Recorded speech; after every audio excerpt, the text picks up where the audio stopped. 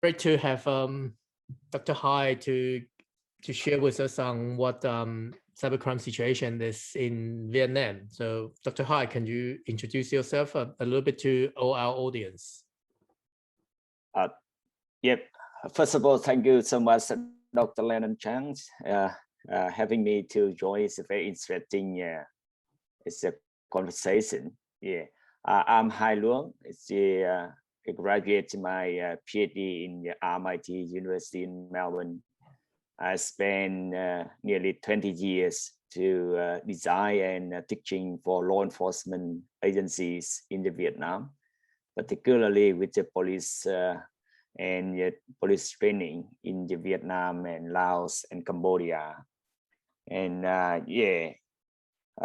we also focusing on high-tech crime or anti the cybercrime since 2010s. It's compared with the other countries in the South Asia, it's quite new. And I'm very happy to join this informal conversation to share my humble knowledge regarding to cybercrimes in Vietnam. I think Dr. Hai has done quite a couple of papers on cybercrime in Vietnam, and we know Vietnam has been seen as an emergent hub for cybercrime in the region.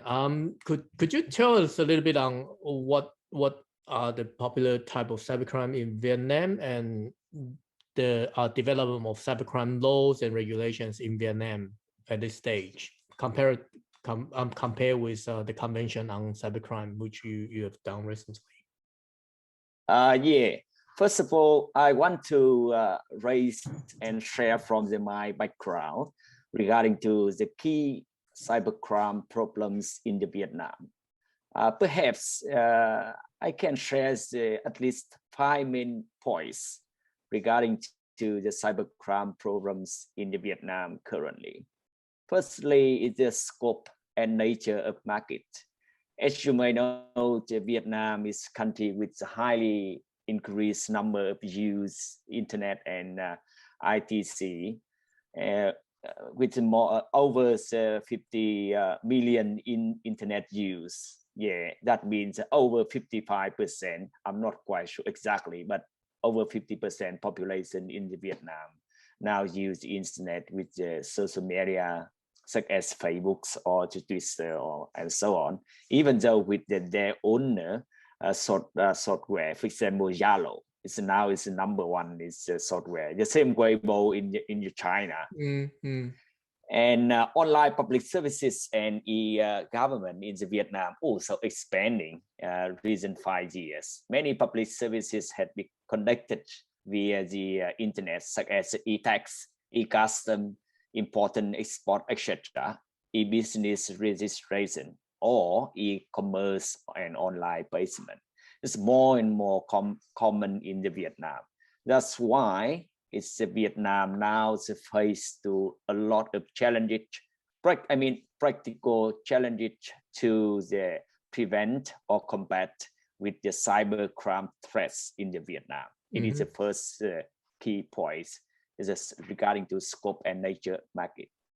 The second key point, I think, is Vietnam now still lacking a victim, survey on the cyber crimes. Yeah, absolutely. It's a big loopholes, and also Vietnam absent a victim survey regarding to cybercrime or cybersecurity. The number 3 key problem in Vietnam regarding to cybercrime, I think Vietnam now the various types of cybercrimes in the Vietnam, including cyber websites, attack website, and computer system attack, online frauds, even those with the illegal gambling. It's a really serious concern in the Vietnam. Yeah, as you can see, it's recent years, a lot of case study to demonstrate the diverse type of cybercrimes in the Vietnam. The number 4 is the key problem in the Vietnam now. I think it is lacking national action plan to combat the cyber crimes. Mm-hmm. As you may know, compared with the drug trafficking, it's my strongest topic with my PhD and my book. It's compare the other one, for example, human trafficking or smuggling of migrants. Cybercrime is quite new in the Vietnam. That's why it's my concern is the Vietnam now lacking the national action plan. I mean, the strategy, the whole strategy, like in the UK or in Australia or US. Vietnam still slow steps to upgrade the same national action plan. The last but not least, I think in the Vietnam now unbalancing to invest for the law enforcement agency compare the rest of one. Of course, now Vietnam just only invest for the counter high-tech crime department in the Ministry of Public Security, or some agencies in the defense ministry. The rest one is still under developing. In a nutshell, I think it's on above explanation. I want to illustrate at least 5 main cybercrime problems in the Vietnam now. Mm-hmm. That's great. Indeed, especially for developing countries like Vietnam, we see the emergence of technology, but the laws and regulations are always not, or even the resources are not really ready for this type of new crime. And we do encourage government to put more resources on that. But when we're talking about this, how I know in Vietnam you recently passed the national security law and the cybercrime law, which is sort of aligned with the Convention on Cybercrime, which you mentioned in your paper. Could you sort of give us some ideas on that and the issue, the problems or the issues in the crime investigation, since you were the police and you've been doing a lot of police training and police to police collaborations in this area? Yeah, absolutely. You're correct. Yeah, it's dealing with the emergence of cybercrime threats as Vietnam now also already to prepared and pass several laws or regulation. I can share to some main points regarding to what is the strength or what is the weakness of the current regulation under the Vietnamese law to combat with the cybercrime and cybersecurities. Since 1997, when Vietnam covered internet services providers, the internet's booming in the Vietnam year by year, and as I mentioned before that now over 50% the population they use internet and social media. Unfortunately, it's quite slow. It's from my research. We review whole of the system laws in the Vietnam. Unfortunately, until 2010, the first statement by the Communist Party declared with it's required to enhancing the party leading position into combat the cybercrime. As you may know, it's quite similar with China. In the Vietnam, we follow the Communist Party. Therefore, the whole of the legal or the legislation have to under discussion and exchange or passed by the Communist Party first, even though they not pass the law. The government and National Assembly is the highest to make the law, but the Communist Party is the first highest ranking to discuss first. Therefore, until 2010, the first statement by the Communist Party to request the whole of the country to combat cybercrime. And 1 year later, 2011, the first directive, this is still not law. That's only directive by the Prime Minister. They request and they pushed to measure to ensure cybersecurity.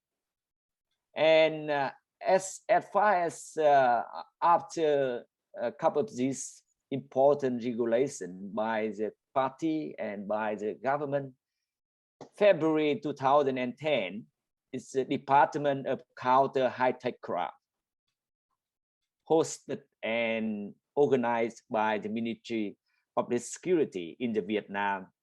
It's established. It is the first time. You can imagine 10 years ago. Compared with the reality of the cybercrime threats, for me, I think it's quite slow. That's why I think it is also one is the weakness when a lot of the emergency or in a lot of the urgent requests to push more regulation, for example, Bitcoin or cryptocurrency, I mean the digital money now still impact directly or indirectly in the Vietnam, but the Vietnam still slow regulated, I mean the legalized this point. On the other hand, with the law enforcement, particularly with the policing, it's my training areas. Yeah, you can see 2010 when the first time Ministry of Public Security established it. It's the high-tech crime investigation department. That's why in the Police Academy, we have also very, very new one. It's just only 10 years to create is the independent department. I mean, the faculty of counter cybercrime as well. Very new one. We lack a lot of the theories and practice from the Western countries. That's why policing in the cybercrime in the Vietnam still need more develop. And last but not least, for the weakness in the Vietnam, it is the research. Yeah, the research communities in the Vietnam, that's only very limited with some key persons who they are, my college, my over students, and some of them is now still conducting their PhD or their master. Hopefully it's come next year, we can call for further the researchers and scholars to involve this cyber crimes network. Well, you did actually touch on the question. I'm really interested to know in Vietnam at the moment. I know we see, like what you say, students are coming out from Vietnam to do their PhDs or research in Western society, Western countries on cybercrime issues. What do you see is the need now for Vietnam in terms of research environment, and how will Vietnam government or Western society, well, I shouldn't say Western society only, but countries outside Vietnam to help Vietnam in building up a better research environment in doing research on cybercrime? Yeah, it's a very great question. It's not only just your concern, but also myself.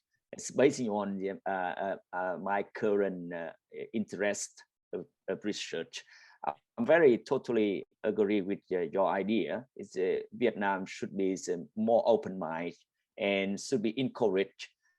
The law enforcement officer should be immersed with the international and regional network focusing on cybercrime. That's why it's very quick my thoughts. I think at least it's 5 initiatives the Vietnam. I mean, the government of Vietnam can support those policymakers or practitioners and scholars. Firstly, should be encouraged join international and regional network focusing on criminology in general and cybercrime in particular. For example, the ANYOC or the Asia Society of Criminology. for myself, I think that's very, very, very, very limited. If I'm correct, maybe myself, so in the Asia's society of criminology. Yeah, I hopefully through my network and my background, I can call for further the pupil to join this very interesting society network.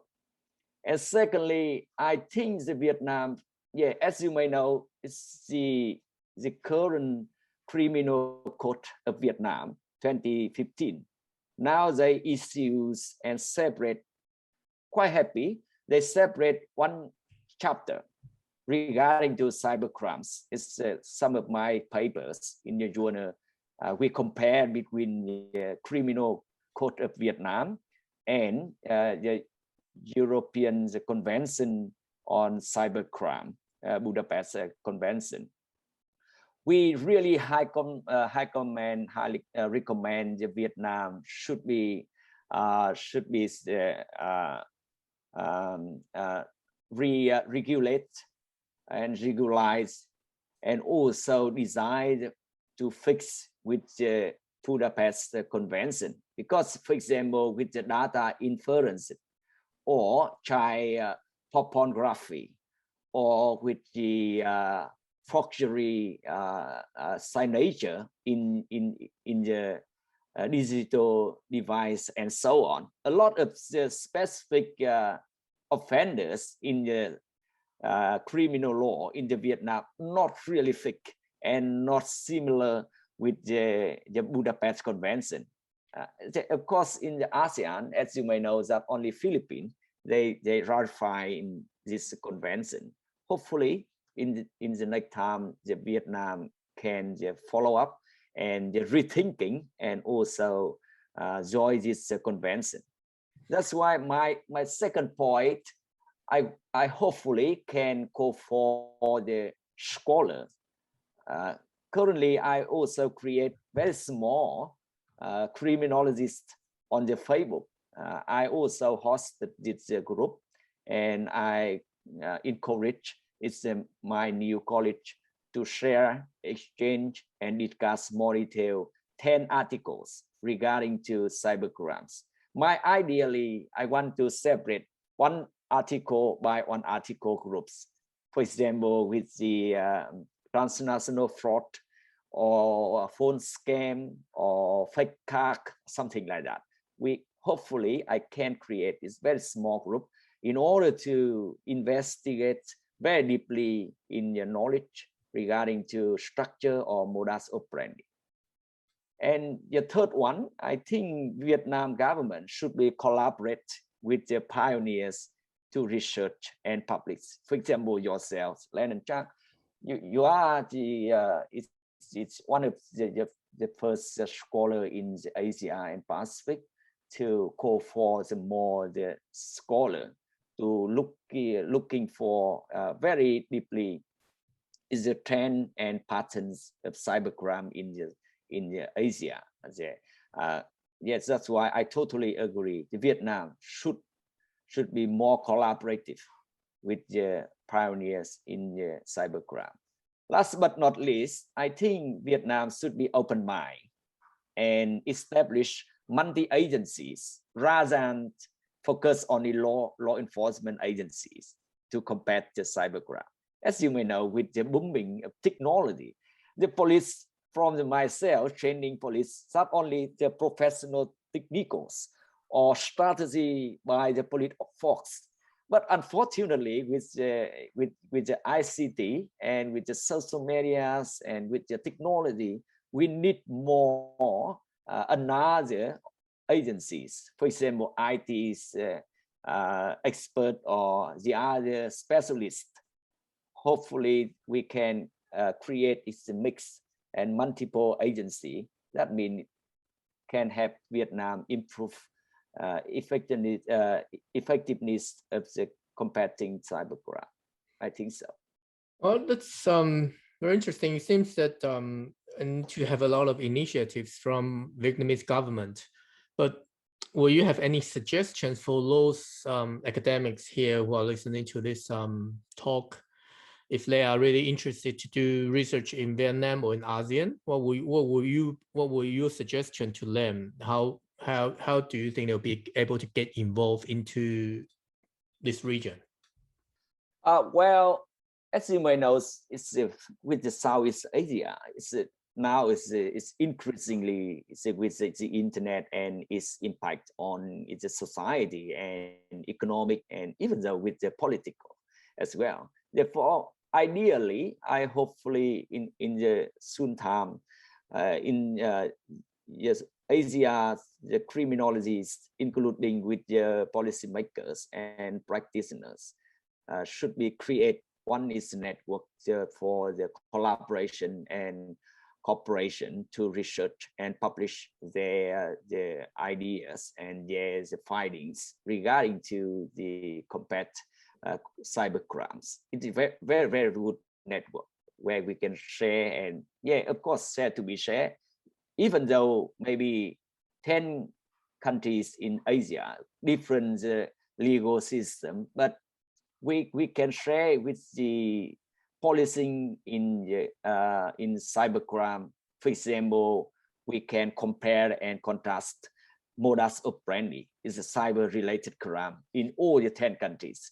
That is a very helpful to have other people understood the overall picture of cybercrime and also the points in each country. It's a good idea. Well, thank you very much. It's been very helpful and informative. I did learn quite a bit of the situation in Vietnam, though I got some backgrounds of the cybercrime in Vietnam. There are a lot of new things I really need to dig in further, and then maybe collaborate with Dr. Hai in the future to understand cybercrime in our region better. Thanks again, Dr. Hai, and I might pass you more questions if there's any questions raised when this video has been broadcast. Yes, very welcome. My pleasure. Thank you. Thank you.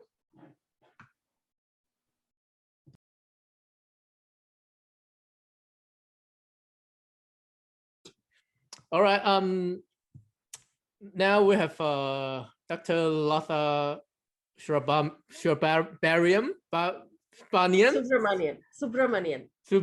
Sorry, I can't really pronounce your surname well.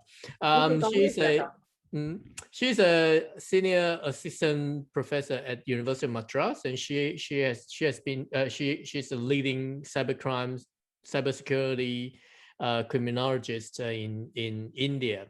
So today we're glad to have her to talk a little bit on what is cybercrime, what was the situation of cybercrime in India, and a little bit of introduction on the law and regulation in India. So I'll pass it to you. Dr. Latha, could you introduce yourself and tell our audience what you've been working on? Thank you, Dr. Lennon, for this wonderful opportunity.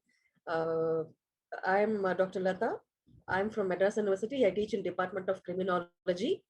We have an exclusive Department of Criminology in Madras University, which started in the year 1983. And we also now have a specialization called Cyber Forensics and Information Security at master's level.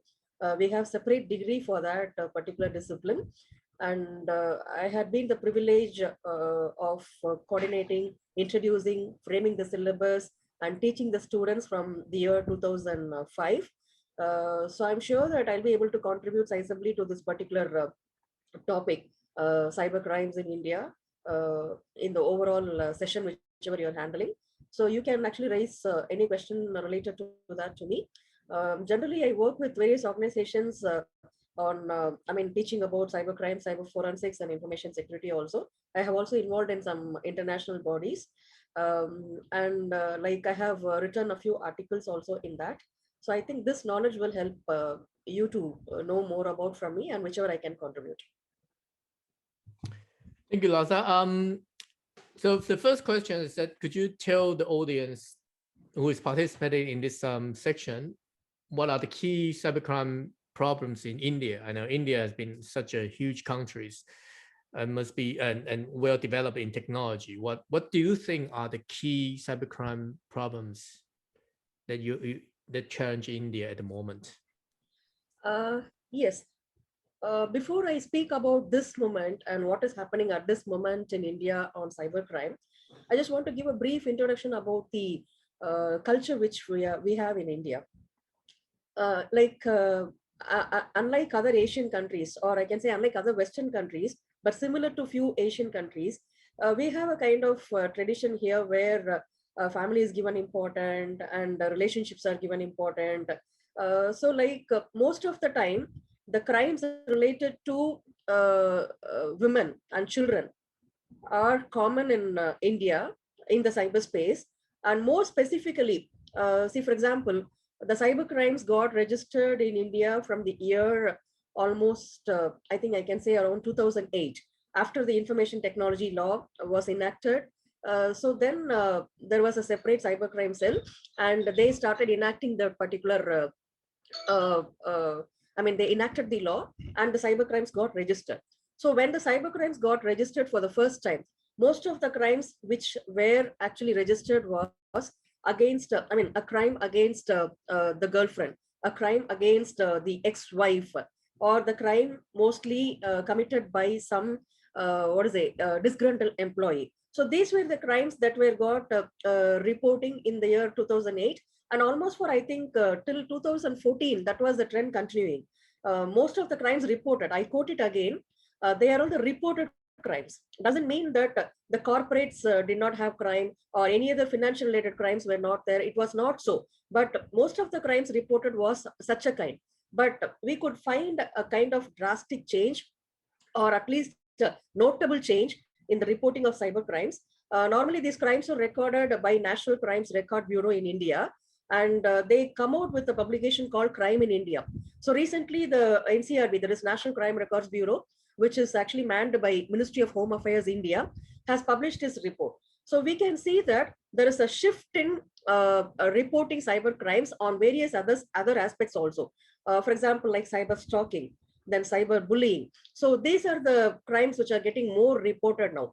And similarly, we can also find that there is a change in reporting in financial crimes. Even corporates come out of reporting the crimes. And recently we can see a lot of economic frauds, for example, like credit card frauds, card related frauds, and then like e-commerce frauds. So these frauds are actually getting reported. So this is the trend of change in reporting cyber crimes in India. Previously, it was mostly on cyber crimes against person, and that too exclusively on women. Now there is a shift that you also do have cyber crimes against women reported, and at the same time, some of the financial crimes which are getting attention towards the public. Well, that's very interesting. I think crime against women in India is definitely a very serious problem, and I think that might be the reason why the government put this as one of the important item to be recorded.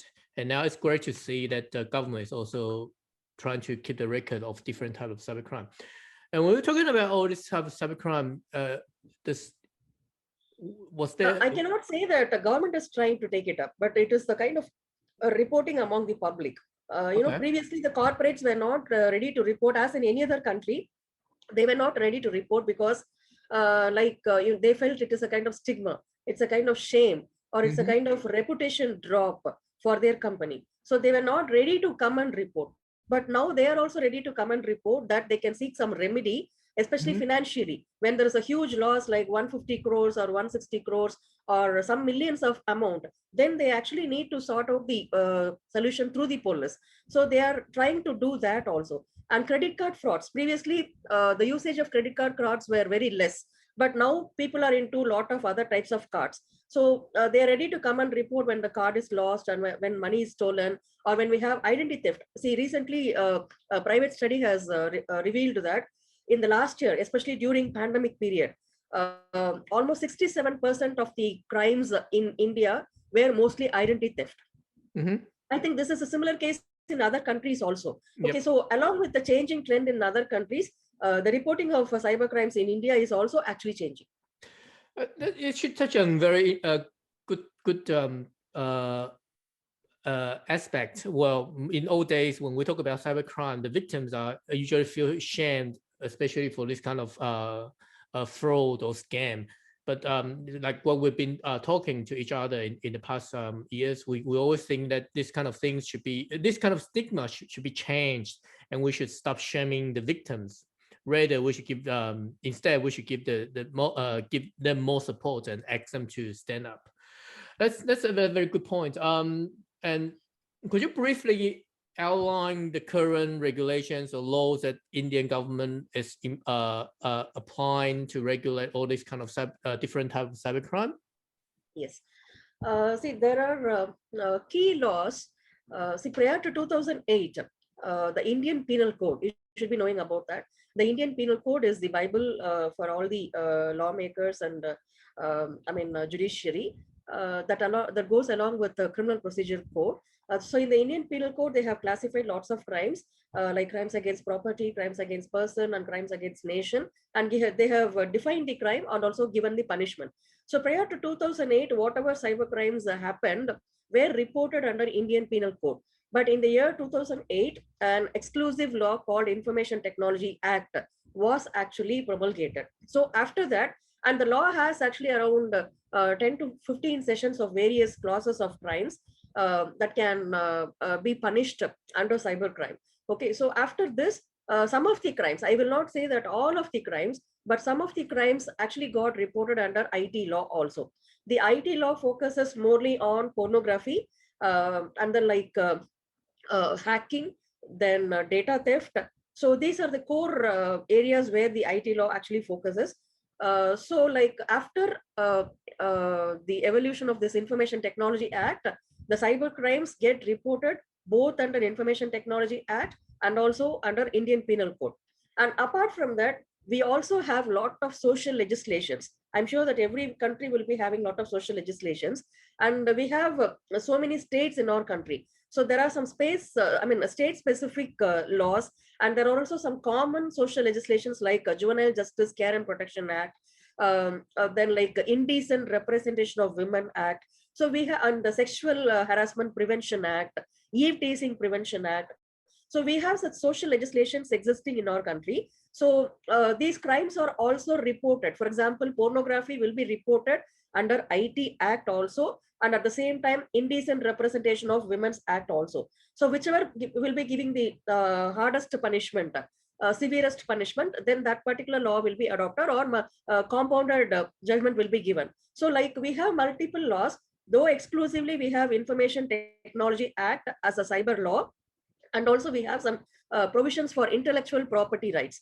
We have a few legislations which cover intellectual property rights. So the Indian Penal Code, the Information Technology Act, and then like intellectual property rights law, and along with the social legislations like Juvenile Justice Law, then Indecent Representation of Women Act, Sexual Harassment Prevention Act, Eve Teasing Act, Bonded Labor Act. See, in the case of trafficking, you also look for bonded labor. Okay. So like, and some states have a trafficking prevention law also, for example, Goa.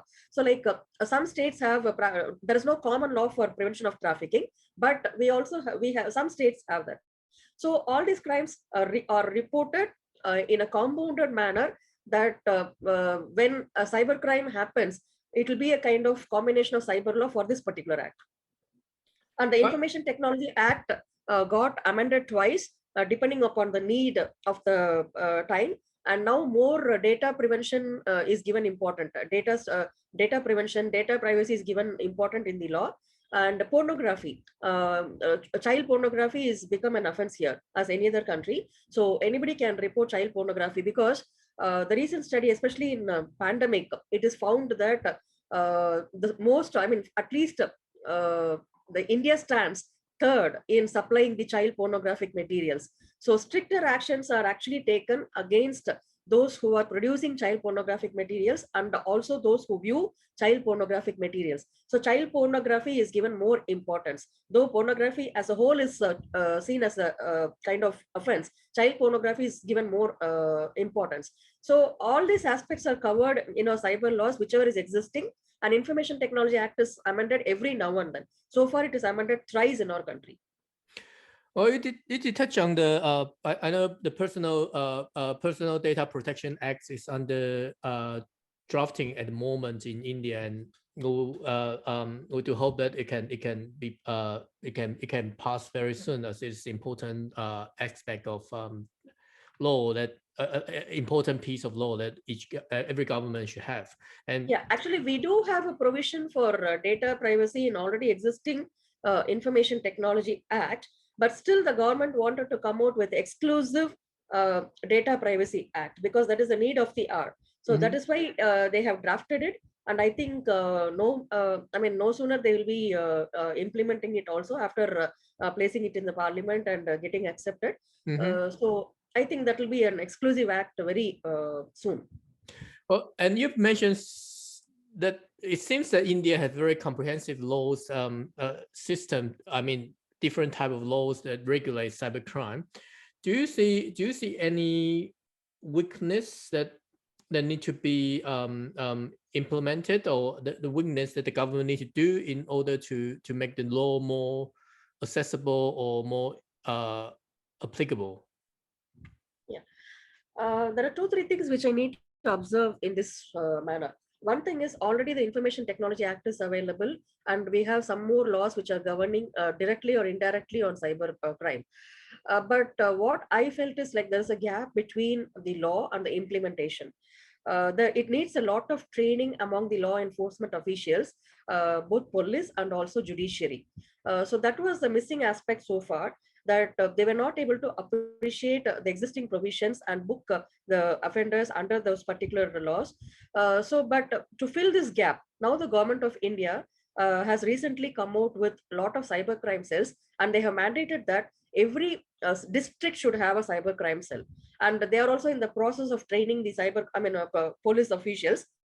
So like partially they are recruiting new policemen, and partially they are training the already existing police people on that. So that was the gap initially, but now the gap is getting tried to addressed. Another one of the gap which I found is like, though we have so many social legislations existing, nobody is able to understand that this particular crime can be booked under particular law. Okay, so what we want is like, we want to have an exclusive list of cyber crimes which can be included in Information Technology Act, that if any cybercrime happens, the police will look into only particular act, or they'll be given a guidance that these kind of acts can be looked into the other social legislations, so that they'll be able to understand what kind of law they have to adopt to book it, because the Information Technology Act now has only very few sections. They have not addressed all the types of cyber crimes, because for example, you talk about some e-commerce fraud. E-commerce fraud comes under cheating. So what happens, like the policeman book the particular crime in under e-commerce, cheating in Indian Penal Code. Okay, so there is a confusion on which law to adopt and where to put in yourself. So this kind of confusion should be cleared. So that is one aspect. And the other aspect is like appreciating the digital evidence. So I feel that there is a kind of lack in appreciating the digital evidence. See, the world is moving towards artificial intelligence, and they are moving towards a lot of other developments, but still we are actually in the level of CD, compact disc. So the law accepts a compact disc and pen drive and other things as evidence, but we still lack in dealing with crimes in the cloud. So what are we going to do when some cybercrime happens in the cloud? How we are going to handle that? How are you going to handle those cyber crimes where artificial intelligence are used? So there is a kind of gap in that, that is the growing technology and the existing law. So we need to actually redefine, or we need to actually redraft the law every now and then, depending upon the number of cases and the type of cases getting added. See, for example, like one of my students is trying to do a research on artificial intelligence, but when we want to find a case, it is very, very rare to find a case. And there is also a confusion, like, are you going to talk about a cyber crime where artificial intelligence is a tool, or artificial intelligence is a threat? Okay, so these kind of issues should be addressed in the law. So the technology and the law has a wide gap. That gap actually should be filled so that the digital evidence can be appreciated appropriately. And one more gap which I find is like, the growing number of cyber crimes is actually alarming. So this cannot be handled in the regular courts which are existing in India because of the number of cases piling up and the population of India. So what we feel is like we need to have exclusive cybercrime courts that can actually admit all these cases, because like the digital evidence is volatile and it needs to be safeguarded. It is not like any other evidence. So the government should actually focus on establishing more cybercrime courts where these cases can be reported there and held there, and the punishments will be given then and there, or remedy will be given then and there. Because like you cannot delay a cybercrime case for 5 years or 6 years or 7 years. These cases have to be dealt immediately. So that is one thing which actually I felt. Well, it's very aligned with what we have been discussing in the past few years. Like we need more people who really know these areas in order to make a law more applicable, and the laws are never be enough in the game of chasing cyber criminals. And this links to our final question. So we know that there are a lot of quite a few of good academic scholars in India who are doing research on that, like yourself. And could you tell people, our audience, what was the research environment in cybercrime area in India, and if people want to really do some research in your country or in the region, what would be your suggestions? The research in the area of cybercrime is actually growing exponentially. Previously, the people were not aware of cybercrimes, but now people take up research. See, we have a lot of government and private institutions. So all the government and private academic institutions do have a computer science department. We have now a lot of information security departments also, and all the researchers are now into cybercrime research. Most commonly on like crimes focusing on women or children, but there are also exclusively good researches going on technological aspects also. Like we have Indian Institute of Technology, we have Anna University, and we have exclusive departments like cyber forensics departments in our country. So they are into, a lot of technical researchers like developing tools to prevent cybercrime, or developing tools to detect cybercrime, because we need to have, we normally depend on open source tools, which are actually not good. Although there are some paid tools which are expensive to our country or to many people, like we are depending, we need to have our own tools which will help us to detect the crime. So like, for example, especially remote detection of cybercrime, like collecting evidence remotely. So we do have tools, but those are all open-ended tools. So in order to prevent the damages that can be caused because of open-ended tools like data leaking or whatever be, many departments are in the process of finding their own tools and trying to patent it. And we have good government agencies also, like NASCAM is one agency. Then we have DSCI, Data Security Council of India. So they are also doing good researchers, and every now and then they are coming out with a lot of inputs to the, corporates. And apart from this technical research, apart from the social sciences research, see, we are all into social sciences research and also technical researches. Okay. For example, I do a lot of researches on social media crimes.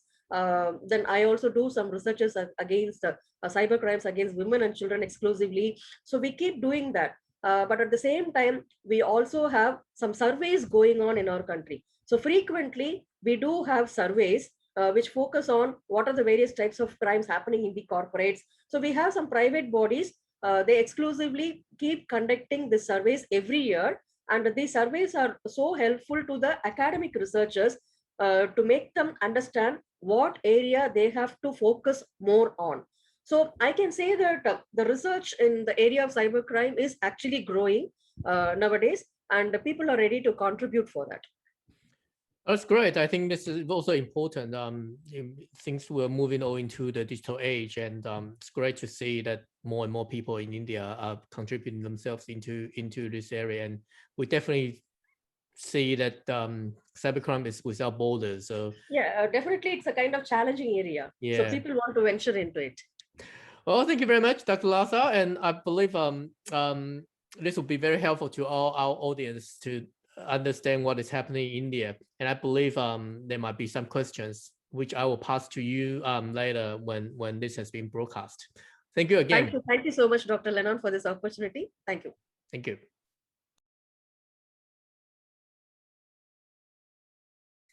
Today we have Dr. Jupong from Mahidol University to share with us on cybercrime in Thailand.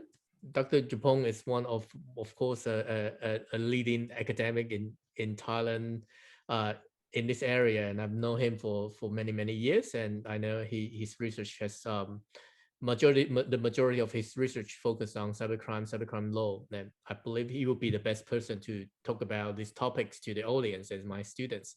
So, Dr. Jupong, could you tell everyone a little bit about your background and your research focus? Thank you very much for having me, Dr. Lennon Chang. My name is Jompon Pitak-Santayatin. I'm now working for Faculty of Social Science and Humanities, Mahidol University, Thailand. Actually, my educational background is law. I focused on cybercrime, IT law in general, and now I also try to move on to some kind of digital technologies such as artificial intelligence as well. But although I'm moving to the new things, the new area, I still want to maintain my specialties in the area of cybercrime and internet-related laws.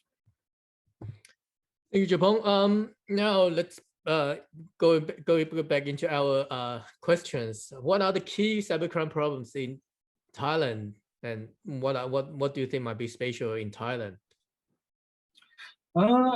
In terms of cybercrime, I can say that as in other countries, Thailand also have different types of cybercrime as well. But according to the Thai Search, which is an agency, governmental agencies, which collects data about cybercrime in the country, in 2020, the most serious problem in Thailand was malware, because the Thai Search got the kind of cases report about 681 cases about that relate to malware. So this, as a result, malware is on the first place in terms of prevalence. And on the second place, it is about online fraud. As you know, that people in Thailand use a lot of, what is it called? Lines, which is chatting applications, and Facebook, social media, something like that. They got some kind of, they get some kind of fraudulent messages several times. So the fraud is on the second place. And the third one is about the attacks or the attacking of computer system vulnerability. So these three types of cybercrimes are the top three in Thailand in 2020. Oh, interestingly, like we'll interview other colleagues from the region, and online fraud seems to be a very regional thing that happens in ASEAN countries, and of course, Thailand is also one of fall in this kind of categories. And we believe there might be some cultural issues that we need to look into in order to understand better why a fraud has become so popular here in Asian countries. And you've touched on cyber-dependent crime and cyber-enabled crime. Could you also tell us a little bit about the legal environment, or how in terms of the Thai laws and regulations, what are the laws that's been used to tackle these problems, and how compared to the Convention on Cybercrime, how do you see Thai's cybercrime law fits in that category? Okay. At the moment, the regulation of cybercrime in Thailand is comprised of three significant legal frameworks.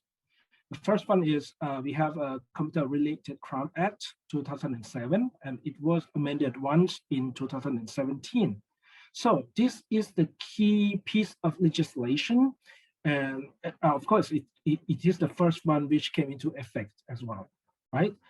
Basically, it imposes criminal penalties on different criminal acts such as hacking, tapping, malware-related activities, disruptions of computer system, and other certain illegal content on the internet. So since its promulgation in 2007, it has been the principal legal tool to combat cybercrime. So in my opinion, police officers, state prosecutors, judges are quite familiar with these acts because it has been in place for over a decade. And the second one, we have a Cybersecurity Act 2019. It is quite new. What I can say is that while the Computer-Related Crime Act plays an active role in combating cybercrime, the Cybersecurity Act plays a passive role. Fundamentally, this act was designed to give the power to the relevant authorities to assess cyber threats and impose and implement necessary measures to deal with the cyber threats, which happen domestically or those come from outside the country. The main aims are to protect the computer system in the country, to handle the cyber threats, and to reduce risks caused by such cyber threats. So under this Cybersecurity Act, the Cybersecurity Committee was set up to be the commander-in-chief. So it has the power to order other relevant authorities, including those in the private sectors, to do it according to the computer safety guidelines. And the third one is, it is also a new piece of legislation as well. It is Personal Data Protection Act 2019. Although it was designed to protect personal data and certain aspects of online privacy, this act is relevant to cybercrime in the way that it requires data controllers and data processors to implement necessary measures to keep personal data stored on their computer systems safe and sound.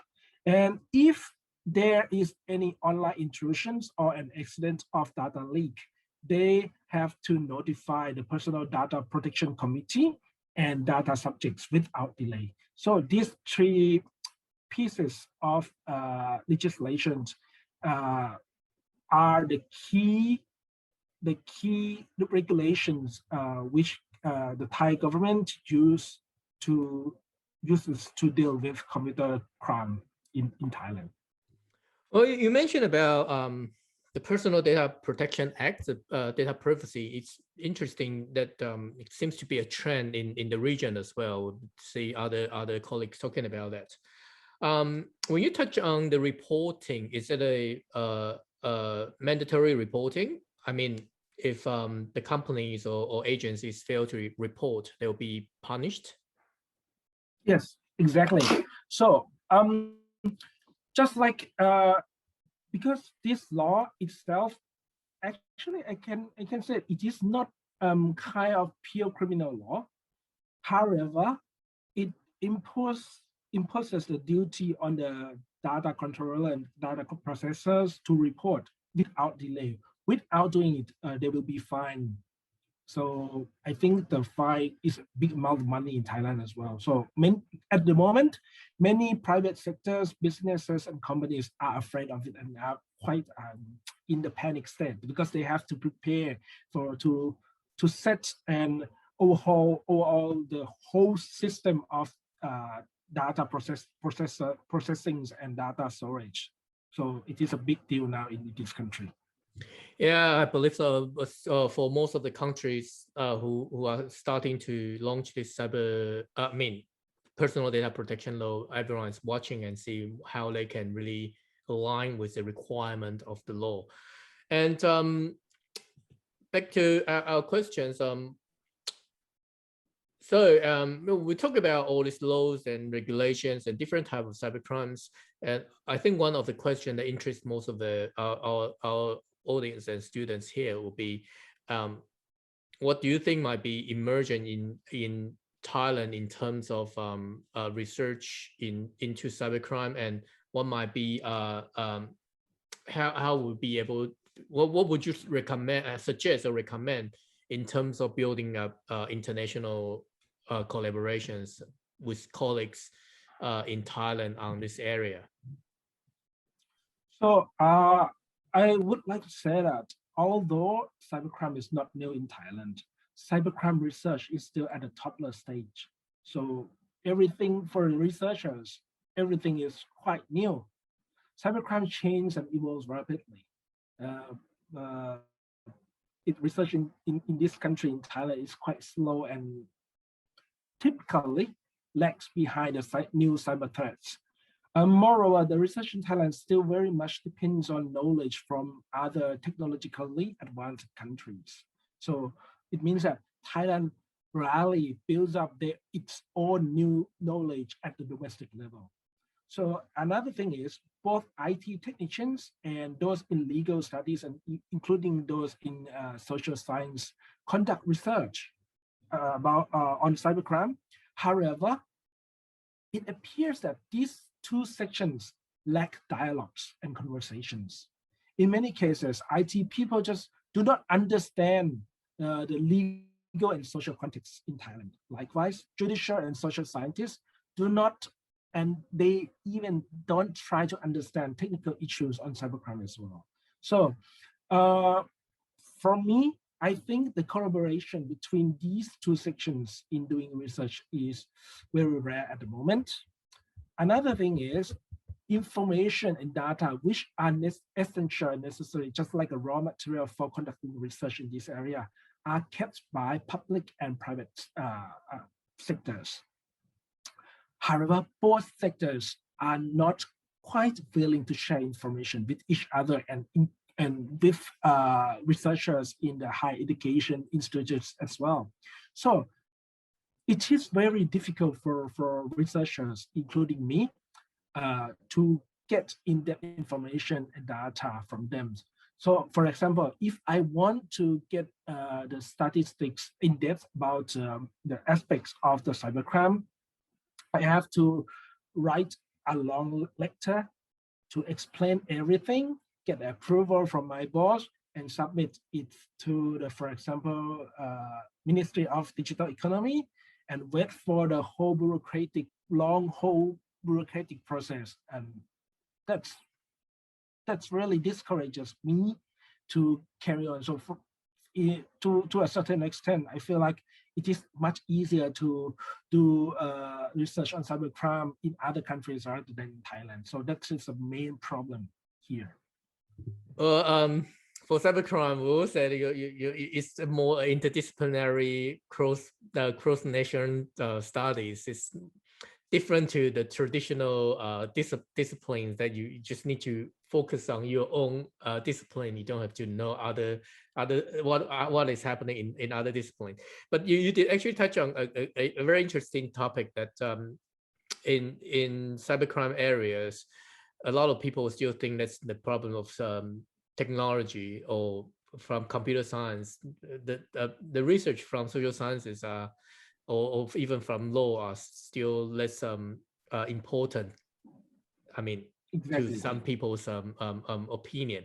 But it's good that we start to see that people start to focus more on human errors, social or psychological side of cybercrime. Like when we talk about internet fraud, people start to talk about victims and offenders rather than technology itself. So they see more and more crimes are related to human rather than technology. But yeah, indeed, we definitely need to do more work in future collaborations. Hopefully from these opportunities, we'll be able to build up some hubs or alliance that links researchers from the region, and we can do something together. All right, thanks, Dr. Dupont. It's very informative. I believe a lot of people learn a lot from you on what is happening in Thailand, and we do. I believe there might be some questions that they come up when this video has been broadcast. So I'll pass the questions to you if that's okay. Oh, that's no problem at all. Okay, thank you very much. Thank you very much. Take care. See you soon.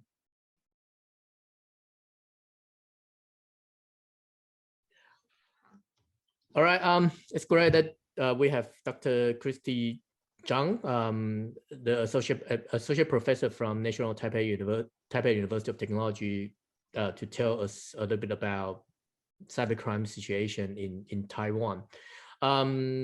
So, Dr. Chang, could you introduce yourself to our audience? Hi, Lennon. Good to see you. And hello, everyone. My name is Yachi Chiang. So I currently working at the IT Graduate Institute of the National Taipei University of Technology in Taiwan. And my research mainly focused on the impact of digital technology on the IT roles.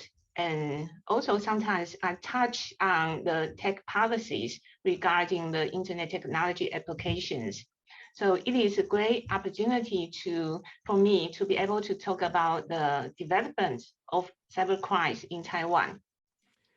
Well, thanks, Christy. Christy has been one of the leading academic in Taiwan on cyber regulation, cyber law, and also intellectual properties.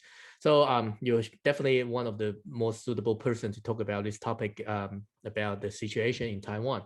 Could you sort of tell the audience today that what are the key cybercrime problems in Taiwan? What do you think might be special based on Taiwan's situation? Okay, thanks, Lennon. Actually, now I've got the report produced by Taiwan Police Bureau, and it says about the cybercrimes, the major cybercrimes of 2020 in Taiwan, which will be the internet frauds or internet scams. And the second category is online slander or online libel cases. And the third category is computer misuse cases. And the fourth category is IP theft. So these are the four major categories of cybercrimes in Taiwan at the moment. And we can see the internet frauds or internet scams. The cases in the number of the cases in the past 5 years is declining from about 33% to 28%. However, compared to that, the online slander or online libel cases, the number of these cases is increasing from 14% to 24% in the past 5 years. So we see the different trends here. And the category of the Computer Misuse Act cases and the IP theft cases, the percentage of the cybercrimes are about the same in the past 5 years. Actually, pretty interesting. I know, like in Taiwan has always been seen as one of the key origin, the key country or region that where online frauds comes from, and we see a lot of countries are actually learning from Taiwan in how we do things to combat cybercrime, especially on online fraud. And since Taiwan, we mentioned that we already got a good police statistics on different type of cybercrime. Could you also tell us a little bit about current regulations and laws that's been applied in Taiwan in combating different type of cybercrime? Okay, actually, I also want to mention about in the past 5 years, the number of the cybercrime cases are about the same. On average, they are about like 1,300 to 1,400 cases. But the case resolved rate has been increasing from 70% to almost 90% in the past 5 years. So I think that's an indicator that maybe the police or the other department, they have put a lot of efforts into solving cyber crimes. And also you mentioned about the regulations in Taiwan. If we think about, if we talk about the regulations in regarding to the 4 major categories of the cyber crimes I just mentioned in Taiwan, like online fraud or the online slander or the online libel cases, I think there are already traditional criminal act or the civil act to deal with those cases. But with regard to the Computer Misuse Act, we have got the chapter 36 in the criminal code.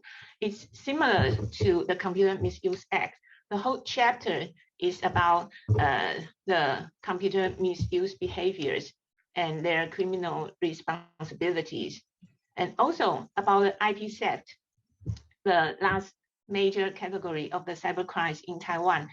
I think the Copyright Act is the most significant piece of law about this category, because in the Copyright Act, there is a chapter specifically talking about the liabilities of the internet service providers. And nowadays we know also the IP thefts, they are nothing new, but the IP thefts online, they have a lot of things to do with the internet service providers. And I think I would also like to mention about the Personal Data Protection Act.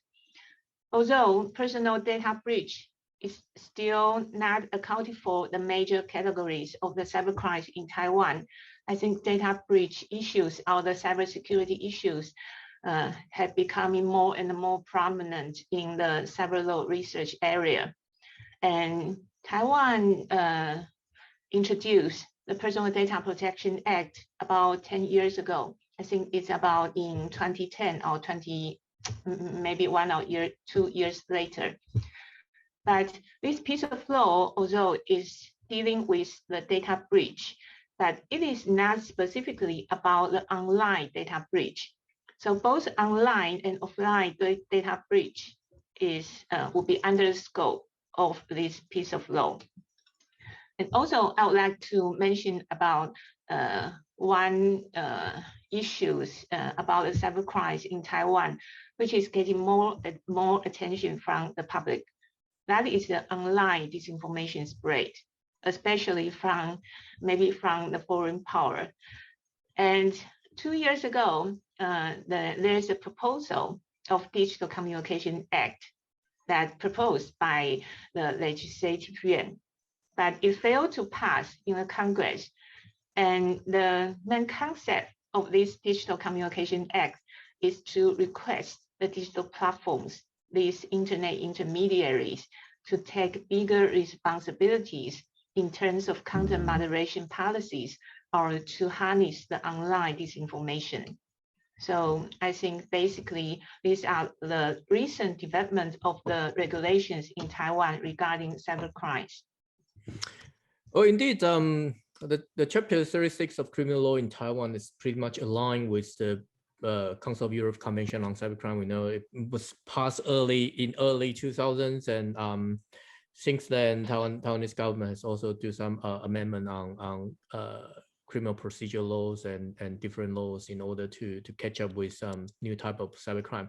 And it's good that you also mentioned about about the Disinformation Act. I know according to some non-government agencies report, they have ranked Taiwan as one of the leading countries that in terms of the capacity in fighting against disinformation. But like what you say, whether the ISPs online platforms should take up the responsibility, and what are the responsibility that online platform need to take up is definitely an issue that we need to put more resources and emphasis in to get a better idea and to draw a better line. Yeah. Actually, while you say, while you talk about the responsibilities of the internet platforms, it just across in my mind that it just came across in my mind that you have the Digital Platform and the Media Content Negotiation Act just passed in Australia, right? Mm-hmm. Which is also a hard issue, a hard debate in Taiwan at the moment. So you're more talking about whether the social media need to pay newspapers. Yeah, the media content for showing the content, especially these big tech giants. I think it's actually a big step towards changing the business model of today's digital world. Exactly. I'm not that much into that, but we do see that at least through the regulation, some discussion has been undergo this kind of some negotiation has been initiated between the government and online platforms, as well as the news media, to find a good solution. Well, so this links well to our third question. Based on your understanding, and you've been back to Taiwan for more than 10 years, I think. What do you think? Not yet, almost. What do you see the cybercrime research environment in Taiwan, and what do you see? What kind of research is needed in Taiwan? And maybe if you can, if people are interested in doing research in Taiwan cybercrime, what might be your suggestions? Okay, so I think first of all, I need to clarify that not 10 years yet, okay? And secondly, I think cybercrime research or cyber law research is by nature an interdisciplinary topic. So it would take legal scholars and technology experts, or even scholars from other disciplines to work together. And I think the important part is to understand the nature of the internet and the characteristics of these internet deviances. It seems easy to propose more stringent legislations or more harsh punishment just to harness these internet cybercrimes. But in fact, in reality, they may be of little help to solve the problems on the internet or even cause a negative effect. So I think more research is definitely needed. And I think people should explore more about the evolution of the digital space, not only about the nature of the internet, or maybe about like the changing the business models or the changing environment of the whole digital world, and be more open-minded to fresh perspectives. So in sum, instead of trying to fit the cyber crimes or the cyber laws into the old battles of the traditional legal frameworks, it may be better to explore what's new about the internet and come up with new solutions that really fit in the characteristics of the internet. So welcome to more scholars join the cyber crimes or cyber law academic groups in Taiwan. Definitely needs more international collaboration in this area. Well, indeed, when we talk about cybercrime or cyber regulations, we do see the need for interdisciplinary collaborations, and the laws and regulations are never be enough, especially when we see the technology evolving every day. Well, thank you very much, Dr. Christie, for the great briefing, great outline about cybercrime in Taiwan. And I believe there might be some questions from the audience, from the students, when we broadcast this video, and I'll pass those questions to you if that's okay. Okay, sure. Yeah, thanks for having me, and look forward to the further discussions on this topic. Thank you very much.